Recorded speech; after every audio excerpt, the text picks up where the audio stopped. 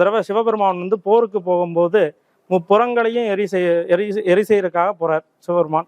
அப்போ வந்து தேர்ல ஏறும்போது சுவாமி வந்து தேர்ல ஒரு பாதத்தை எடுத்து வச்ச உடனே தேரோட அச்சு வந்து முறிஞ்சு போயிடுது. ஏன் அப்படிங்கிறத வந்து சிவபெருமான் வந்து எல்லாம் முற்றிலும் தெரிஞ்சவர். அப்படி வந்து சுவாமி கண்ணை மூடி நினைச்சு பார்க்குறாரு, எதனால இந்த தேரோட அச்சு முறிஞ்சு போச்சு அப்படின்னு யோசிச்சு பார்க்கும்போது விநாயக பெருமானை வந்து கும்பிடாம நம்ம இந்த செயலை செஞ்சதுனால நம்மளுக்கு இந்த தேரோட அச்சு முறிஞ்சு போச்சு அப்படிங்கிறத ஞானதத்து மூலியமா தெரிஞ்சுக்கிறார்.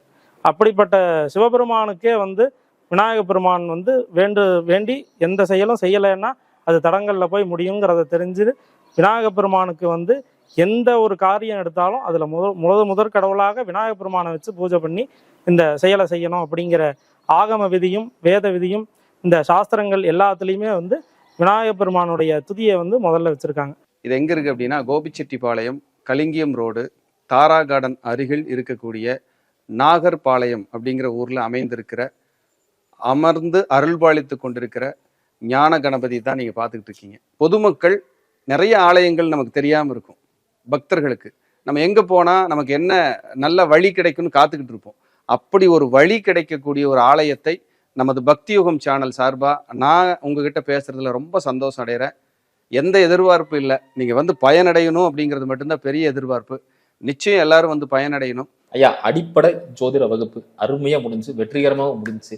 எல்லாரும் கேட்டு இருக்கிறது அந்த உயர்நிலை எப்பன்னு கொஞ்சம் சொல்லுங்க அப்படின்னு கேட்டிருந்தாங்க. அதை கொஞ்சம் அறிவிங்கய்யா. கண்டிப்பாங்க. உங்களுக்கு அடிப்படை ஜோதிடம் முழுமையாக தெரிந்திருந்தால் நீங்களும் உயர்நிலையில் சேர்ந்து பயன்பெறலாம். இது ஒரு கட்டண வகுப்பு.